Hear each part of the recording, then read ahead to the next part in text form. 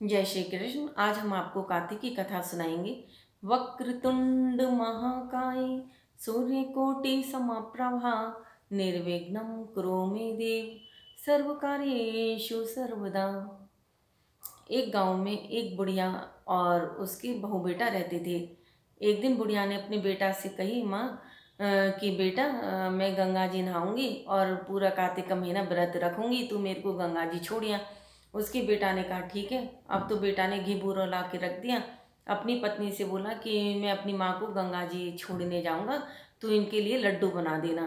तो बहू ने कही हाँ ठीक है। अब बहू ने घी बूरा तो रख लिया और चुनी भूसी के लड्डू बना दिए और कहा किलो लड्डू दे दी, छोड़िया अपनी माँ को। अब तो बेटा अपनी माँ को गंगा जी पे छोड़ आया एक झोंपड़ी में और लोगों से कहा मेरी माँ गंगा जी नहाएगी, इनका ध्यान रखना। कह के आ गया। अब तो बुढ़िया कार्तिक का स्नान करती, जैसी कार्तिक नहा के एक लड्डू खाने बैठती, भगवान श्री कृष्ण बच्चे के रूप में आते, कहते कि माई दरवाज़ा खटखटाऊँ, एक लड्डू मोकूँ। तो अब तो बुढ़िया लड्डू ना खाती, भगवान को दे देती। अब जैसे महीना पूरा हुआ तो भगवान प्रकट हो गए। भगवान ने कहा कि बुढ़िया तूने बहुत श्रद्धा भाव से कार्तिक का महीना नहाया है, बता तू क्या मांगे। बुढ़िया ने कही कि भगवान मैं क्या मांगू, जो तुम्हें मेरे को सही लगे वो दे दो। अब तो भगवान ने जैसे ही उसकी झोंपड़ी से पैर छुलाया, झोंपड़ी का महल हो गया।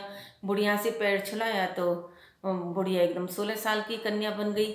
अब तो और उसकी दुख दरिद्रता दूर हो गई। अब तो इधर बेटा बोला कि कार्तिक का महीना पूरा हो गया, अपनी माँ को ले आऊँ। अब अपनी माँ को ढूंढे कि यहाँ झोंपड़ी थी कहाँ है। सब लोग कहने लगे ये जो झोंपड़ी थी इसका महल बन गया है, ये जो 16 साल की कन्या यही तुम्हारी माँ है। अब तो बेटा अपनी माँ को लेके आ गया।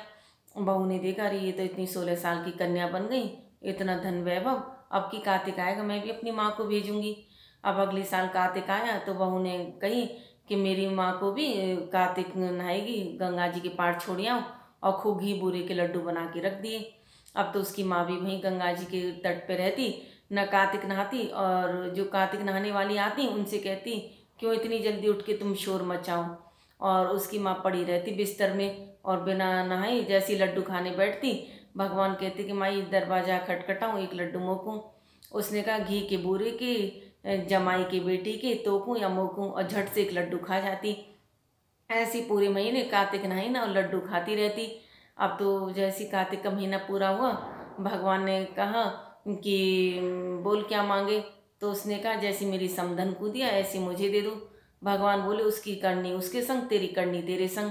भगवान ने जैसी झोंपड़ी में पैर लगाया तो झोंपड़ी गायब, और उस बुढ़िया में जैसी पैर चलाया तो वो सुअरिया बन गई। अब तो बहू बोली कि मेरी माँ को भी ले आऊँ जैसे अपनी माँ को लेके आई। अब वो अपनी सास को ढूंढ के काए, मेरी सास यहीं पे थी। सब लोग बोले ये सुअरिया बन के जो घूम रही है ये तुम्हारी सास है, ले जाओ। अब तो जवाई अपनी उसको ले आया सुअरिया को।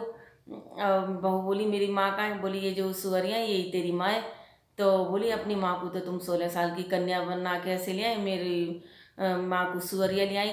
उसने कहा मैं कुछ ना बना के लाया 16 साल की, मेरी माँ की करनी मेरे संग, तेरी माँ की करनी तेरे संग। अब तो बहू बड़ी परेशान हुई। उसने पंडितों से पूछी, एक पंडित ने कही कि अगर कोई 9 कार्तिक और 11 बैसाख नहाई हो बिना नमक की, उसकी धोबन अगर तेरी माँ पे पड़ेगा तो तेरी माँ पहले जैसी हो जाएगी। अब तो बहू ने सोची ऐसे तो मेरी सास ही नहाई है। उसने एक दिन अपनी सास से कहा कि माँ जी आज मैं तुम्हें अपने हाथ से नहलाऊंगी। तो सास ने कहा चल तू इतनी कह रही है तो नहला दे। अब तो उसने अपनी सास को एक पटले पर बिठा दिया और उसके नीचे अपनी माँ को जो सुअरिया बनी थी उसको बिठा दिया। अब अपनी सास को नहलाने लगी, जैसे उसकी धोबन उसकी माँ पे पड़ी तो अब तो उसकी माँ पहले जैसी हो गई। जय श्री कृष्ण। जैसे पहले आई बुढ़िया पे ऐसे हमको आए, और जैसे बाद में आई वो ना आए। जय श्री कृष्ण, जय श्री कृष्ण।